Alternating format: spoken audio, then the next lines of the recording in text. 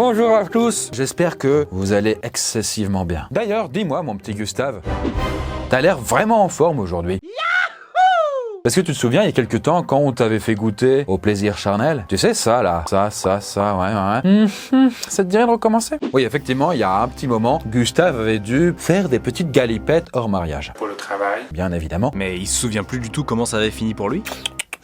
Ne gâche rien nos plaisirs. En fait, pour les besoins de la science, notre cher cobaye avait expérimenté plusieurs sortes de MST, comme la gonocoxie, la syphilis, et j'en passe et des meilleurs. Mais à l'époque, nous n'avions pas parlé de la pire d'entre toutes, la plus connue, j'ai nommé le ruban rouge, le sida. Bon, du coup, espérons que Gustave touche du bois, quoi. D'ailleurs, en parlant de bois, je voulais remercier Holzkern qui est le sponsor de cette vidéo. Et Holzkern, en fait, à la base, c'est une entreprise familiale fondée dans un petit village autrichien qui a bien grandi puisque maintenant ils sont implantés dans toute l'Autriche et en Allemagne. Et du coup, ils fabriquent des bijoux assez originaux puisqu'ils sont en bois. Alors déjà, la boîte, le packaging est superbe. Enfin, c'est pas une vidéo ASMR, mais j'aime bien la ASMR.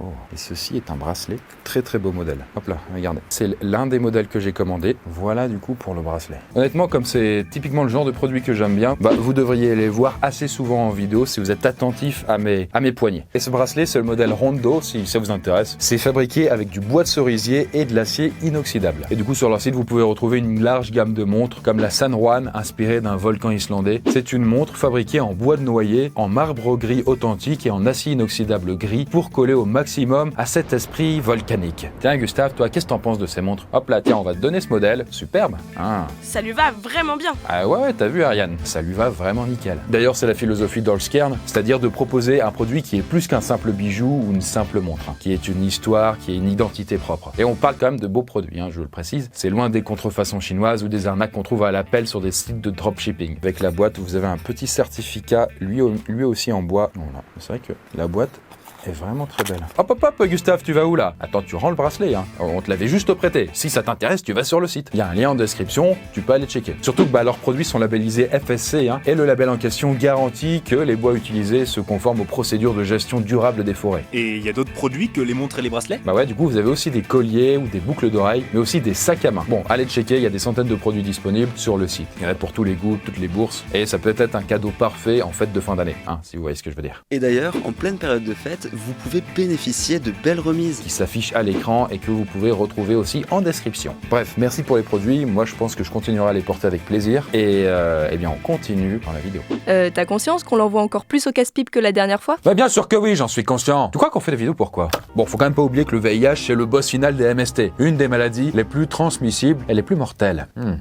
Comme à notre habitude, on va y aller crescendo. À partir du moment où il attrape le virus, en passant par les premiers symptômes, les complications jusqu'au dénouement. Du coup, est-ce que Gustave va-t-il réussir à vivre avec le sida? Est-ce qu'il va le refiler à sa copine, Gustine? D'ailleurs, est-ce qu'il y a un traitement? Va-t-il passer l'arme à gauche une fois de plus? Combien de temps va-t-il survivre? Eh bien, voyons ça tout de suite. Avoir le sida, ça fait quoi?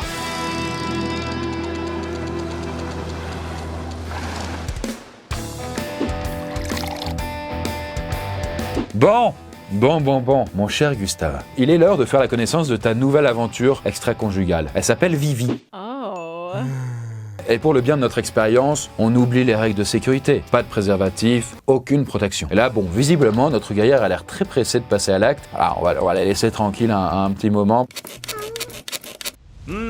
Et là, il n'aura fallu à Gustave que quelques minutes pour repartir avec le gros lot, le VIH. Mais Chris, parfois tu nous parles du VIH et parfois du sida. C'est quoi la différence? Excellente question qui mérite d'ailleurs une réponse. En fait, le VIH désigne le virus qui est attrapé, tandis que le sida désigne de son côté le syndrome. Le sida est le dernier stade d'infection par le VIH. Mais ça, on va y revenir plus tard. Et pour être très précis, donc, Gustave vient de choper le VIH, après son rapport sexuel non protégé. Et c'est donc ici que les ennuis vont commencer. Mais bon, à noter quand même que les rapports sexuels ne sont pas les seuls moyens d'attraper le VIH. Par exemple, chez les femmes enceintes, ça peut aussi se transmettre de la mère à l'enfant, ce qui est quand même assez vicieux. Ça va être donc soit les derniers mois de la grossesse, soit lors de l'accouchement, soit lors de l'allaitement. Il y a plein de façons en fait d'offrir le petit cadeau qui va bien quoi. Mais en parallèle, vous pouvez aussi l'attraper lors d'un partage de seringues, lors d'une prise de drogue. Parce que la drogue c'est mauvais, voyez. Ou même par transfusion si on vous injecte du sang déjà infecté par le VIH. D'ailleurs, important de rappeler que le VIH ne se transmet pas par le baiser, ni même par une poignée de main, ni même en léchant la barre d'un métro un peu sale. Un jour, j'ai vu un mec faire ça. ni même en faisant un câlin à quelqu'un ou en mangeant sa nourriture ou sa boisson. Comme ça, tout est clair. Par contre, il y a le Covid que vous pouvez choper là quand même à des moments quoi. Hein. Bon, nous voilà maintenant quelques semaines, en l'occurrence 4, après que Gustave ait eu un moment de faiblesse. D'ailleurs, entre-temps, il a complètement oublié parce qu'en réalité, il n'y a pas de symptômes. Pour lui, ça va bien. Et bien sûr, Gustine n'est pas au courant et ça lui portera d'ailleurs, hélas, préjudice. Mais on y reviendra. Et là, du coup, pour Gustave, ça commence à ne plus être tout à fait la grande forme. Il est déjà aux portes de la mort? Alors pas du tout, non, on en est assez loin honnêtement. Certes, et depuis quelques jours, Gustave traîne quand même une sale grippe. Là, bon, il a un peu de température, il a même quelques courbatures, il a des maux de tête, et même il a eu une diarrhée pendant une journée. Étant donné qu'il a déjà vécu ce genre d'épisode, la maladie, tout ça, bon voilà, il va pas s'alerter plus que ça. Et donc, il va se soigner comme d'hab avec les médocs qu'il pourrait prendre habituellement, sans passer par la case médecin. En effet, que ce soit pour les personnes affectées, voire certains médecins, le diagnostic est souvent absent. Le rapprochement entre les symptômes en question, communs à pas mal de maladies courantes, et le virus du VIH n'est pas souvent fait. Dans énormément de cas, le diagnostic est donc totalement manqué et le VIH n'est pas identifié. Bon, quelques jours plus tard, Gustave va en effet mieux. Là, il n'y a plus aucun symptôme et il croit même être débarrassé de ce qu'il pensait être une vulgaire maladie, chopée à cause d'un coup de froid, quoi, comme on peut l'avoir tous les ans. Mais là, sans le savoir, il est dans la phase appelée primo-infection. Il a donc aucune idée de ce qu'il a attrapé? Pas le moins du monde. D'ailleurs, certaines personnes infectées peuvent carrément rester asymptomatiques. Elles ne savent pas du tout ce qu'elles sont en train de faire grossir au cœur de leur corps. Connard de virus. Et contrairement aux maladies dont on a déjà parlé, comme la gonococcie par exemple, Gustave n'aura aucune gêne et d'ailleurs pas de douleur au niveau des parties génitales. Ce qui va rendre d'autant plus vicieuse et redoutable son infection. Et voilà, un peu plus de 4 ans après ce fameux rapport sexuel avec Vivi, Gustave est dans une forme tout à fait normale.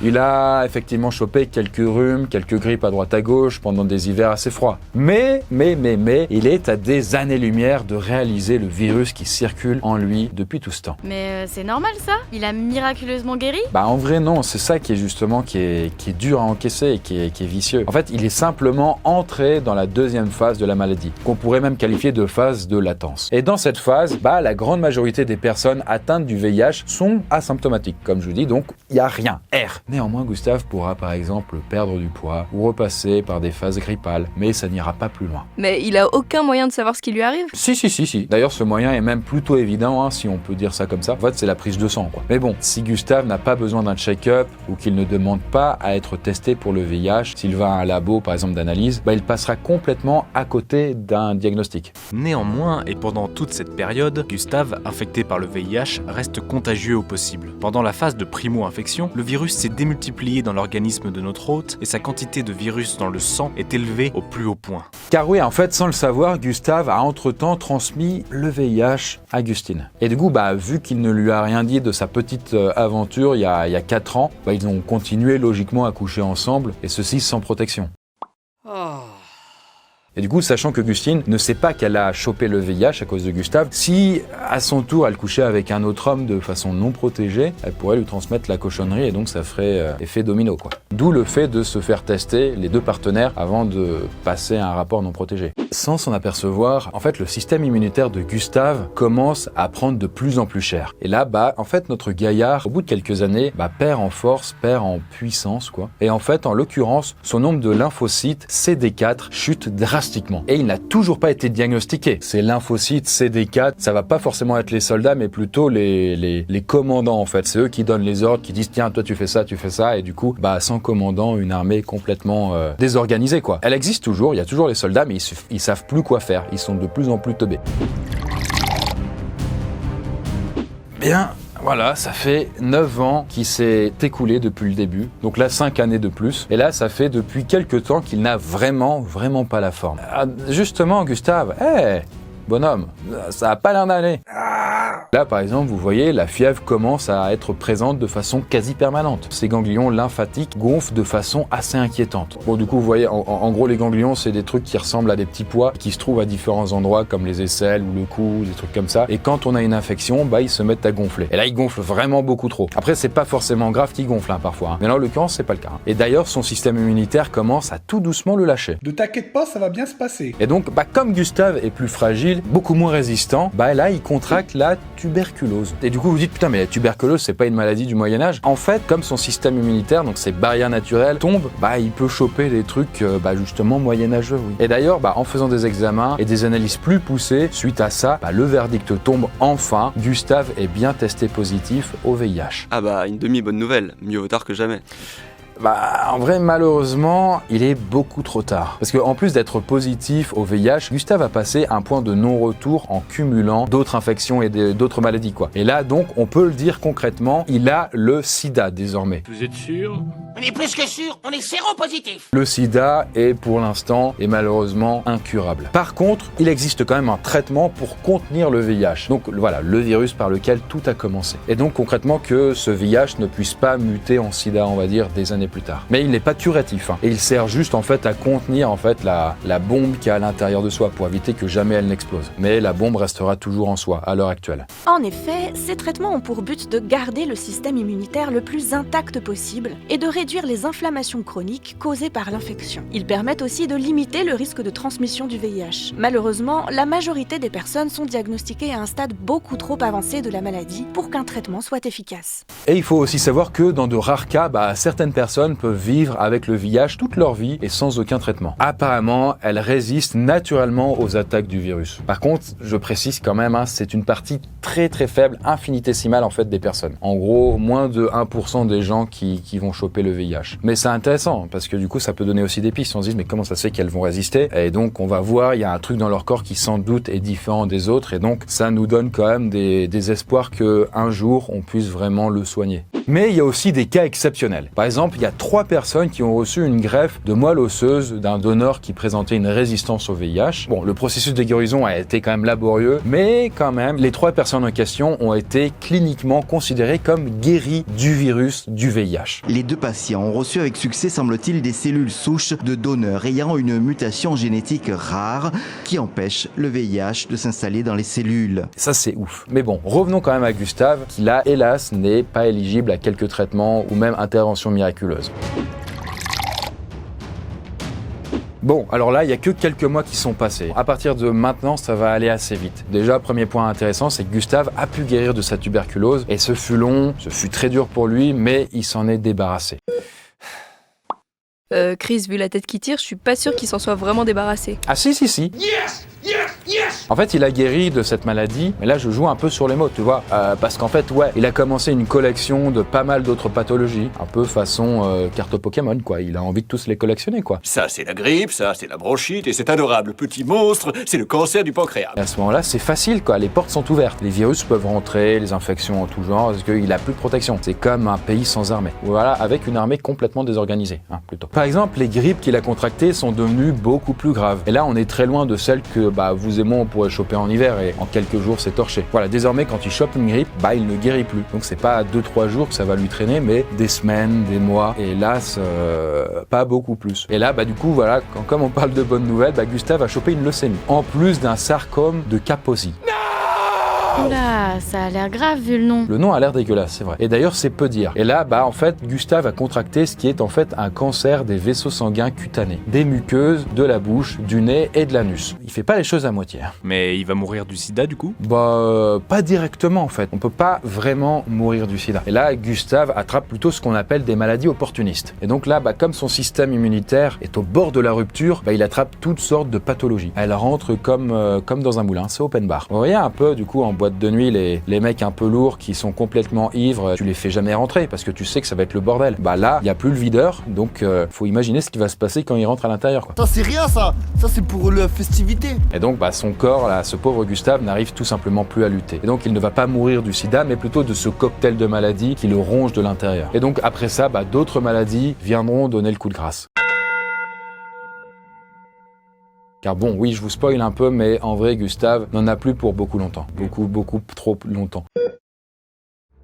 En fait, l'état de Gustave s'est très rapidement dégradé, donc du coup ça peut paraître assez paradoxal puisque pendant des années ça va bien, le système immunitaire est capable de résister, machin, tout ça, mais au bout d'un moment, il y a quand même une rupture du barrage, et puis là ça peut se dégrader d'un coup, et on va choper une maladie, et puis une deuxième, et puis pop, et ça s'enchaîne quoi. Et donc Gustave, il en a plus pour très longtemps? Bah effectivement, là par exemple le sarcome de Kaposi qu'il a contracté est en train de le tuer. Certes, il existe quand même un traitement chimiothérapique, mais bon, vous vous doutez bien que le corps de Gustave ne pourra tout simplement pas le supporter. Ça va être trop lourd, trop compliqué. Une chimio quand même, faut se dire, c'est dur pour le corps, hein. C'est vraiment un choc à encaisser. Là, c'est ainsi que je vous l'annonce, mais 10 ans après le fameux rapport sexuel non protégé où il a contracté le VIH, notre cher Gustave meurt indirectement du sida à l'hôpital. Depuis qu'il a été identifié, le VIH a provoqué plus de 40 millions de décès dans le monde, et donc ce n'est pas à prendre à la légère. Il a par exemple infecté 1,5 million de personnes en 2021, et il en a tué 650 000 en tout dans le monde cette année-là. Après, il existe bien un traitement pour le contenir, hein, comme je vous ai dit, mais encore faut-il que le VIH soit détecté, et idéalement le plus tôt possible pour avoir accès à ce traitement, ce qui n'a pas été le cas de Gustave. Chris, t'oublies pas quelque chose par contre là en parlant de Gustave? T'inquiète, nous on n'est pas des monstres, hein. On va ressusciter Gustave. En plus, il est mort de manière un peu sale, c'est quand même pas ouf quoi, c'est pas sympa. Et on va le remercier comme il se doit d'avoir mené notre expérience. Bon, voilà Gustave, ça va mon pote? Écoute, là on y est vraiment pour rien, hein. Bon, et d'ailleurs je le rappelle, mais il n'existe pas de solution curative ni même de vaccin. Il n'y a aucun moyen de guérir l'infection du sida aujourd'hui. En fait, la meilleure solution reste encore donc de se protéger. Donc n'oubliez pas d'utiliser des préservatifs, surtout si vous ne connaissez pas spécialement votre partenaire. Et si vous avez le moindre doute après un rapport, n'hésitez pas à aller vous faire dépister. Ça permettra ainsi de couper la maladie à la racine s'il s'avérait malheureusement que vous aviez contracté le VIH. Ou du coup, comme vous l'avez vu dans l'autre vidéo, de choper plein d'autres cochonneries. La vidéo touche à son terme, j'espère que ça vous a plu et que du coup vous avez appris des choses sur le VIH, et moi je vous retrouve dans une prochaine vidéo.